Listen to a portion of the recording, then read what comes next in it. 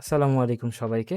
আজ আমরা দেখব কিভাবে উইন্ডোজ সাবসিস্টেম অ্যান্ড্রয়েড উইন্ডোজ 10 এ ইনস্টল করা যায় এবং সেটির মাধ্যমে অ্যান্ড্রয়েডের যেসব অ্যাপ প্লে স্টোরে অ্যাভেলেবল সেগুলো আপনার ল্যাপটপে ইনস্টল করা যায়।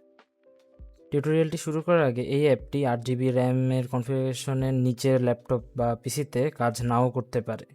সর্বপ্রথমে আপনারা এই ভিডিওর নিচে ডেসক্রিপশনে একটি লিঙ্ক পাবেন। সেই লিঙ্কে যদি যান, সেই লিঙ্কে গেলে একটি ওয়েবসাইট দেখতে পারবেন GitHub-এ, সেখানে WSA টুলসের ওয়েবসাইটটি আছে। একটু নিচে যদি স্ক্রল করেন তাহলে সেখানে ডাউনলোড লিঙ্কটি দেখতে পাবেন।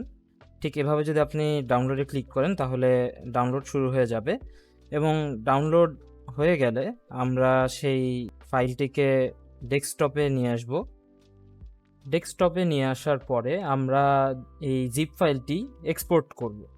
এক্সপোর্ট করার পরে আমরা যদি এই ফাইলের ভিতরে ঢোকার পরে আমরা অনেকগুলো ফাইল দেখতে পারবো। সেইখান থেকে আমরা run.bat বা run.bat এই ফাইলটি খুঁজবো।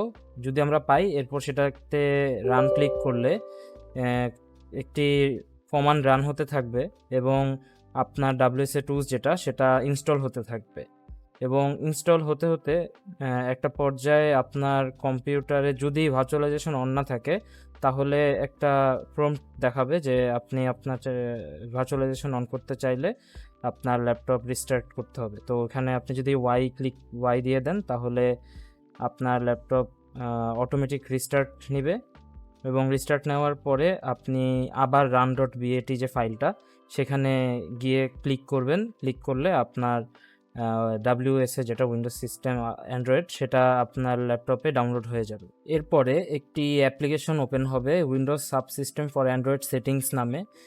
সেখানে আপনি অ্যান্ড্রয়েড সেটিংস দেখতে পারবেন। এরপর আপনি যদি উইন্ডোজ কিতে ক্লিক করেন তারপরে আপনি যদি প্লে স্টোর সার্চ দেন তাহলে প্লে স্টোর একটা নতুন আইকন দেখতে পারবেন। সেখানে যদি ক্লিক করেন তাহলে প্লে স্টোরটা ওপেন হবে এবং প্লে স্টোর ওপেন হলে সাইন ইন একটা বাটন থাকবে এবং আপনার জিমেল অ্যাকাউন্ট দিয়ে যদি সাইন ইন করে ফেলেন তাহলে আপনার প্লে স্টোরটি আপনি চালাতে পারবেন এবং আপনি আপনার প্রয়োজন মতো অ্যাপ্লিকেশন সার্চ দিয়ে সেটি ইনস্টল করতে পারবেন। তো আমরা যেহেতু YPT বা ইয়েপ্লুমটা অ্যাপটা ইনস্টল করতে চাচ্ছি, সেজন্যে আমরা প্রথমে প্লে স্টোরে ইয়েপ্লুমটা লিখে সার্চ দিব। তারপরে সেটা যদি ইনস্টল ক্লিক করি তারপরে ইনস্টল হওয়া শুরু করবে এবং ইনস্টল হয়ে যাওয়ার পর যদি ওপেন ক্লিক করি তাহলে আমরা দেখতে পারবো যে অ্যাপ্লিকেশনটি ওপেন হয়ে গিয়েছে।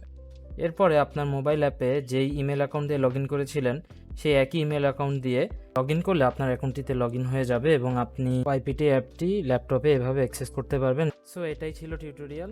যদি এই টিউটোরিয়াল দেখে আপনার কোনো কাজে আসে তাহলে আমাদের চ্যানেলটি সাবস্ক্রাইব করতে পারেন এবং আপনার পরিচিত মানুষদের সঙ্গে এই ভিডিওটি শেয়ার করতে পারেন। ধন্যবাদ।